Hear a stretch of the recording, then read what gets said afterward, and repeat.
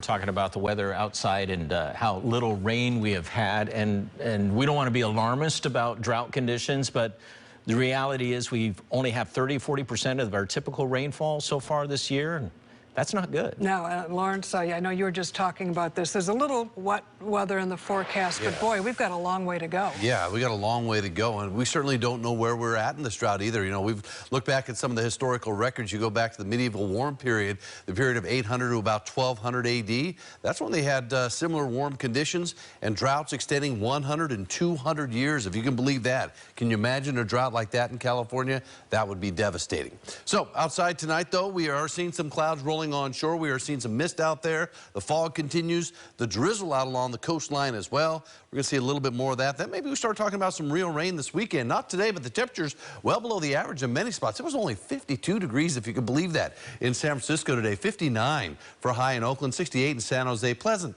at 68 in Livermore, 67 in Concord, and 60 degrees in Santa Rosa. But here we go, the big picture. You got some clouds gathering along the coastline here, and more of that on the way for tonight. Some of that making its way into the bay right now and filling in overnight tonight into early tomorrow morning. The sea breeze, not real strong, but strong enough. That nice westerly component, the wind, is bringing that onshore flow and the fog and low clouds onshore around the Bay Area right now. So I think by tomorrow afternoon, winds are going to be more significant. The winds will really start to kick up late in the day, kind of a blustery afternoon around the Bay Area with some of those winds gusting as high as 20, maybe 40 miles an hour, some of the North Bay area. So certainly watch out for that. But otherwise, tonight, you're going to see a lot of clouds, some patchy drizzle, especially near the coastline. Tomorrow, mixture of some sunshine and some clouds, some low clouds and fog continuing as we head in toward the beginning of the weekend, and then the chance of rain on Sunday.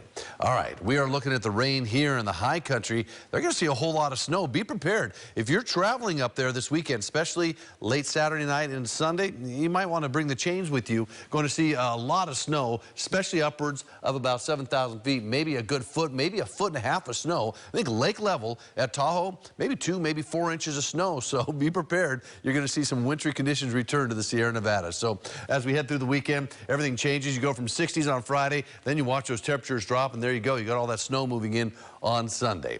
All right, here's the latest forecast. You'll see the low clouds and the fog moving in along the coastline as we head in toward tomorrow morning. Plenty of clouds early on. By the afternoon, you know, some high clouds beginning to move in, and then a cold front starts to make its way toward the Bay Area. This front going to kind of fall apart as it makes its way in on Saturday, but the good news is that kind of sets the stage for that next front to come in on Sunday, and that's going to be the one that looks like it will bring us a nice shot of rain. In fact, we're talking maybe half an inch in some parts of the Bay Area. If we get lucky, maybe an inch or so over some of the mountaintops. So that certainly would be nice to get that rain going on Sunday. And the snow will help a lot too. Oh my gosh, yeah, and you get that extra snow melt. You know, that's just more stuff that goes into our reservoirs. Exactly. That's great news.